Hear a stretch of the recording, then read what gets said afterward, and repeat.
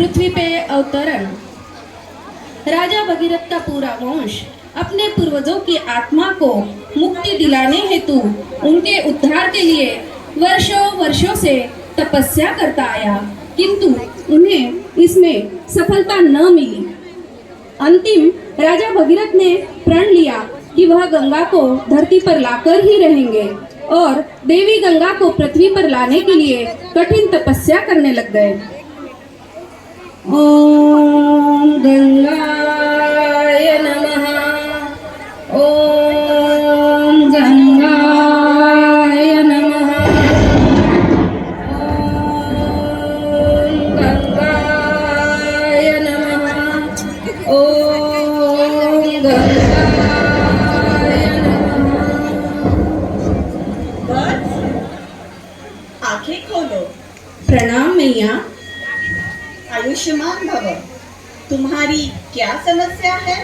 तुम किस वजह से मेरी वर्षों से तपस्या करते आ रहे हो? मैया, मैं बहुत चिंतित हूँ। मेरे पूर्वजों की युगों से मुक्ति नहीं हुई है और उन्हीं के उद्धार हेतु मेरा वंश तपस्या कर चुका, वही मैं भी कर रहा हूँ। कृपा करके मैया, आप पृथ्वी पर पधार कर मेरे पूर्वजों का उद्धार कर उन्हें मोक्ष की प्राप्ति दीजिए। किंतु बस मेरा प्रवाह पृथ्वी झेल नहीं पाएंगी और सारा संसार बह जाएगा। इस वजह से मैं पृथ्वी पर नहीं आ पाऊंगी। अगर तुम मेरे प्रवाह को कोई पात्र में झेल पाते हो तो मैं अवश्य तुम्हारी मनोकामना पूरी कर पाऊंगी। हे भगवान, मेरी मदद कीजिए, मेरे पूर्वजों को मोक्ष दीजिए, मेरी तपस्या को सार्थक कीजिए। नारायण नारायण नारायण नारायण। प्रणाम देवर्षि, आपका स्वागत है। बस तुम ऐसे चिंतित क्यों हो? देवर्षि, मैंने कठिन तपस्या करके अपने पूर्वजों के मुक्ति के लिए देवी गंगा को प्रसन्न कर लिया, परंतु देवी गंगा का प्रवाह पृथ्वी झेल नहीं पाएगी। कृपा करके मुझे कोई मार्ग बताइए। नारायण नारायण। तुम इतने चिंतित न हो। तुम भगवान महेश की आराधना करो। भोले शंकर तुरंत ही प्रसन्न हो जाएंगे और गंगा मैया के प्रवाह को अपनी जटा में समेट लेंगे। नारायण नारायण। धन्यवाद देवर्षि। नारायण नारायण। महादेव को प्रसन्न करने के लिए भगीरथ फिर से तपस्या करने लगे और तपस्या में लीन हो गए। ओम नमः शिवाय। ओम नमः शिवाय। ओम नमः शिवाय। आंखें खोलो। प्रणाम भोलेनाथ। तथास्तु। मैं तुम्हारी तपस्या से बहुत प्रसन्न हूँ। मांगो, तुम्हें क्या चाहिए? महादेव, मेरे पूर्वजों की मुक्ति नहीं हुई है, वह अधोगति है। उनके उद्धार हेतु मैंने देवी गंगा को प्रसन्न कर लिया है, परंतु गंगा मैया का प्रवाह पृथ्वी झेल नहीं पाएगी। मैं आपसे विनती करता हूँ, कृपा करके आप गंगा मैया को अपनी जटा में स्थान देकर विराजित कीजिए, जिससे पृथ्वी पर होने वाला अनर्थ टल जाएगा।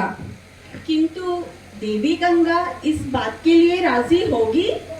भगीरथ ने फिर से देवी गंगा का स्मरण किया। ओम गंगाय नमः। ओम गंगाय नमः। ओम गंगाय नमः। बोलो बस, क्या चाहते हो? मैया, आप पृथ्वी पर आने की तैयारी कीजिए। भगवान शिव शंकर आपको अपनी जटा में स्थान देंगे। मेरा प्रवाह इतना ज्यादा है कि भगवान शिव भी मेरे प्रवाह को झेल नहीं पाएंगे। गंगे, तुम इतना गर्व मत करो। तुम्हें अवश्य झेल लेंगी। मैया कृपा कर आप भगवान शिव जी के जटा में विराजमान हो जाइए। मैं आपको विनती करता हूँ, मेरे पूर्वजों के मोक्ष हेतु आप अपना पृथ्वी पर अवतरण कीजिए। मैं आपसे बारंबार विनती करता हूँ, आपके आने से मैं कृतज्ञ हो जाऊंगा। मेरी विनती को आप स्वीकार कीजिए। उठो वत्स, ठीक है, अगर आप चाहते हो तो मुझे पृथ्वी पे आने में कोई आपत्ति नहीं है। और गंगा मैया स्वर्ग से सीधी पृथ्वी पर भगवान शिव जी की जटा में सदा के लिए विराजमान होने आ रही है। इस तरह से गंगा मैया का पृथ्वी पर अवतरण भगीरथ के वंशज के उद्धार करने हेतु हुआ और भगीरथ शत शत गंगा मैया को प्रणाम करते हुए धन्य धन्य हो गए। भगीरथ धन्य धन्य हो गए। महाराज भगीरथ को ब्रह्मांड की पवित्र नदी देवी गंगा को धरती पर लाने का श्रेय दिया जाता है।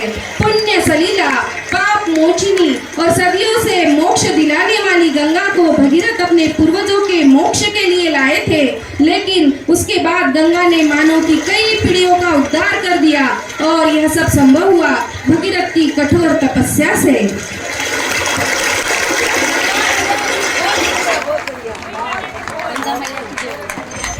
बोलो गंगा मैया की, भोलेनाथ भगवान की। गंगे गंगे माँ पाप नाशिनी तुम्हें मनाते हैं और कथा सुनाते हैं। बहुत ही